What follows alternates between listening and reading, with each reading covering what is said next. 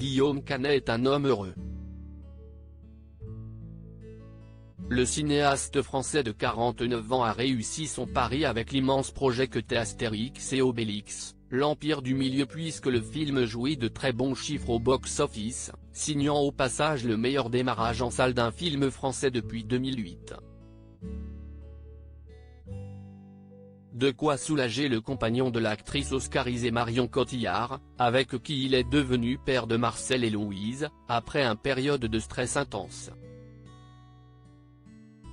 Pour relâcher la pression, maintenant qu'il ne fume plus de cannabis, Guillaume Canet se détend sur les réseaux sociaux.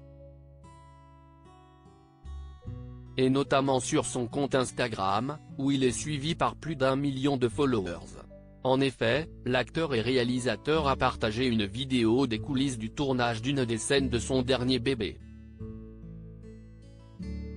Et le moins que l'on puisse dire, si est qu'il s'est vraiment sacrifié pour cette séquence. Guillaume Canet roué de coups. Dans cette publication, mise en ligne dans la journée du samedi 18 février dernier, on peut apercevoir Guillaume Canet au sol se faire frapper par deux de ses comédiens. Et ceux-ci, qui font partie du prestigieux casting du long-métrage, ne sont autres que les humoristes Marc Fraise et Thomas VDB. À l'aide de leurs boucliers, qui heureusement ne sont pas en métal, ils ne se font pas prier pour rouer de coups le réalisateur durant une grosse trentaine de secondes tout de même. Un moment qui semble amuser tout le monde, que ce soit l'équipe technique, les deux cogneurs dans leur tenue de soldats romains et la victime de cette scène, qui est lui dans la peau de son personnage, le principal du film, Astérix. Quand Marc Fraise et Thomas VDB se font plaisir en me tapant.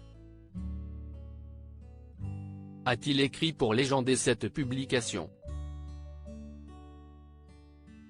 De quoi faire plaisir aux nombreux fans de Guillaume Canet sur les réseaux sociaux, alors que le réalisateur a déjà dévoilé des images inédites de Jérôme Commandeur durant ce tournage particulièrement éreintant et s'est fendu de visites surprises dans certaines salles de cinéma qui projetaient son long métrage.